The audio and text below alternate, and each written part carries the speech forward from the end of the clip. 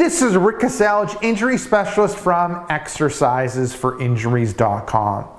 I wanted to welcome you to today's video where we're going to go through best and worst exercises for SI joint pain. I'm going to bring Kaya up and we're going to get right into the exercises. So the first one is, on the best side, is hamstring stretch. So I'll get Kaya to demonstrate it and then we'll break it down. Okay, good. So that's the end position. So she's going to move. So breaking it down, standing nice and upright, head, shoulders, hips, legs in a straight line. She's going to bring one leg out, legs straight. She's on her heel. She's going to bend through the hip while keeping the hip, shoulders, and head in alignment. She's going to move her upper body to a point where she starts feeling a light stretch in that hamstring area, and then she's going to hold it. She's going to stop there. Perfect. Now looking at the sets, reps, time, and intensity for this one, sets are going to be 1, repetitions are going to be 2, so you're going to alternate back and forth. Time's going to be 20 seconds, intensity is going to be light, and the purpose of the exercise is to stretch out the hamstrings, and the reason why is because tight hamstrings pull on the SI joint. So if you have tight hamstrings, it'll constantly keep pulling on that SI joint, leading to irritation, pain, and maybe a full-blown injury. So what we want to do is stretch out those hamstrings. Now moving on to the worst, one of the worst one is the deadlift, and I'll get Kaya to demonstrate it as well. Okay, good, and back up. So breaking it down, standing nice and upright, head, shoulders, hips, legs in a straight line. Legs are like hip width apart or a little bit further when it comes to hip to shoulder width apart. Then Kaya's going to soften up in the knees, bend through the hips, keep the hip, shoulder, and head in alignment. And then ideally going to a point where that upper body is parallel to the floor. Now, I'll get you back to the start position. What happens is the SI joint is happiest when you're standing because you have your legs to act as a shock absorber, so your SI joints have less stress put through them. Now, as you go through the deadlift movement, the more and more you move your upper body forward, the more and more stress will get put through your SI joint. Okay, so as Kaya goes lower and lower, we get more and more stress on that SI joint. Now, that being said, if you do poor technique, when it comes to that deadlift movement, if you are fatigued, if you do repetitions, like high repetitions, all of those things will put greater stress on that SI joint in a negative way, leading to irritation, pain, or full-blown injury. So what we want to do is make sure that technique is perfect when it comes to the deadlift. You know, adjust that load so that the muscles are working, but we're not overstraining that SI joint. We want to watch fatigue, because usually with fatigue technique goes. And then same thing with high number of repetitions. Usually technique goes as that repetitions are high. Okay, so that's the worst one. Now going back up to the best one, we have calf roll. So that's number 2. So Kaya's going to utilize the massage stick. It's almost like I matched the massage stick. That's kind of funny. Okay. So I'll get Kaya to go through a couple repetitions and then we'll break it down. Okay, good. So Kaya's moving in a sitting position. She's utilizing the massage stick. What she's going to do is self-massage her calf, definitely the main belly of the calf, and then focusing on the outer part of the calf and the inner part of the calf. So she's going from just in behind the knee, down to like that Achilles tendon area and massaging right through that whole area. Now, looking at the sets, reps, time, and intensity for this one, sets are going to be 1, repetitions are going to be a total of 10. So if she's just focusing on the belly of that calf, she's going to do 10 repetitions. And a repetition is moving down the muscle and moving up the muscle. That is 1 repetition. And then if she's going to focus on the inner and outer part of the calf, then it would be 5 on each side for a total of 10. Now time, smooth controlled movement with a quick stop at the end position. Intensity is moderate, and what I mean by that is she's not pushing to a point where she's just like warming up the skin, but then she's not pushing so hard that she's in screaming pain. It should be a little bit uncomfortable. It should feel like you're getting like a deep massage occurring, and that's what the moderate level is. And then the purpose of it is a lot of times tension, tightness is built up in that calf. What that does is it shortens up the calf. Shortening up the calf pulls on the hamstring, and if the hamstrings are already short, then it's going to pull on that SI joint, and you're going to get irritation, pain, or full-blown injury. So we want to loosen up that calf muscle in order to have less pulling happening on the hamstring. So the self-massage does that by loosening up the tension within that calf or gastrocs muscle. Okay, now moving over to worst exercise. So number 2, single leg squats.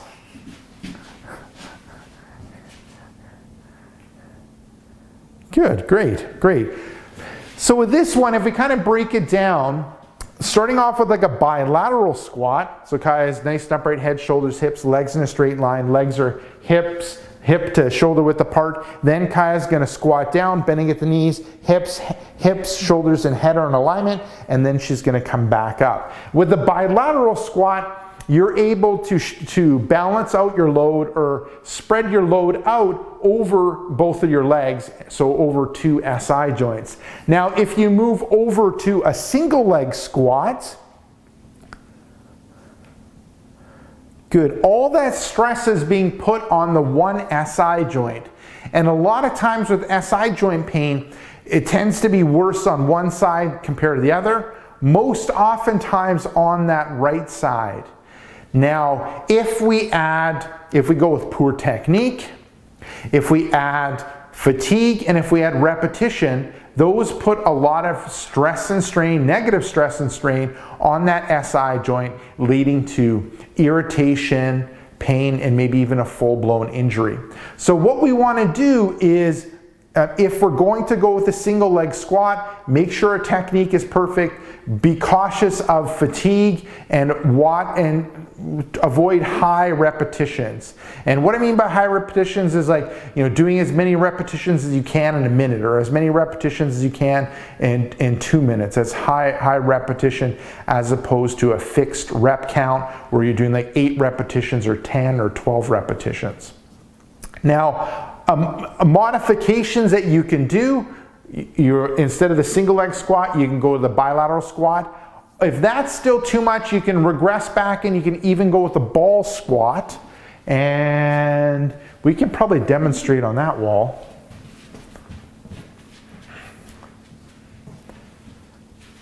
So with a ball squat, it puts Kaya's upper body more vertical, and that puts less stress on that SI joint. Okay, so you're still working your legs, your quads, glutes, hamstrings, calf, but with your body being more more upright, there's less stress and strain on that SI joint. So that's another modification you can do. Now, not saying you're never ever going to do the single leg squat, but you want to adjust things. Either adjust the single leg squat as we talked about, or either regress to a bilateral squat, or even regress to that ball squat, wall ball squat. Okay, moving on to another one of the best ones. So the third one, spinal twist, and then I'll get Kaya to demonstrate it. Good, and then that's the end position. And then she moved back to the start, and then rotate to the other side. Good, and then back to the start. Okay, so breaking it down, she's sitting nice and upright, so she's on the kind of like the front half of the chair, nice and upright when it comes to head, shoulders, hips. Feet are flat on the floor, ankle, knees, and hips are around 90, and then Kaya's gonna rotate her shoulders to one direction, and then she's grabbing the seat, either to kind of give her a little bit more of a stretch or movement, or to just go for a pause, and then she's going to rotate to the start and then move to the other side, grabbing the seat, going a little bit further, good, and then back to the start. Now, looking at the sets, reps, time, and intensity, sets are going to be 1. Repetitions are going to be 10, so 5 on each side, alternating back and forth. Time's going to be a good stop, second or 2. Intensity is light, and the purpose of this exercise is to work on the mobility or movement in the thoracic spine. So what happens is, pretty much the joints lock up, and you don't get movement happening in them, specifically that thoracic spine or mid-back area. Now the body has to move, so it has to find that movement somewhere else. So it moves down to the lower back. If the lower back is still tight and stiff, it'll keep moving further down, and it'll move to the SI joints and put greater stress on the SI joints, leading to injury, leading to irritation, pain, or a full-blown injury. So what we want to do is try to loosen up that mid-back area so that we have less negative stress put on that SI joint. And that negative stress also allows that SI joints to heal and get better and recover. Okay, so that takes us to the 3, and then now we get to the worst one, the last one. Number 3 is driving. So that's it, Kai. Thank you very much.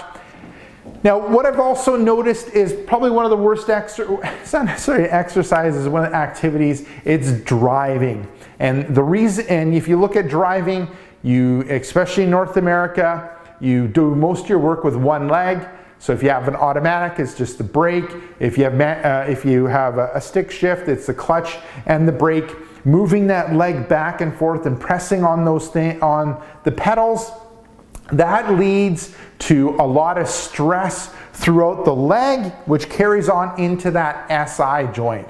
So if you already have weakness there, if you already have an injury there, if you already have irritation there, more and more of that braking and clutch work puts stress on that SI joint, especially with long drives. So with this one, be cautious and cognizant of driving if you have SI joint problem, or if you start feeling irritation and pain in that kind of like glute, in between the glutes and that low back area. If you start feeling that irritation, that's a sign that you might be getting some SI joint issues.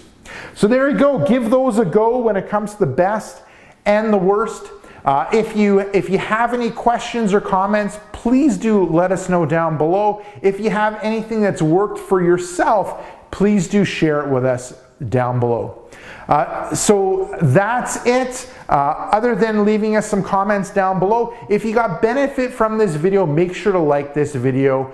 If you want future pain relieving videos, please do subscribe to the YouTube channel. So that's it. This is Rick Casalge from exercisesforinjuries.com saying take care and bye-bye.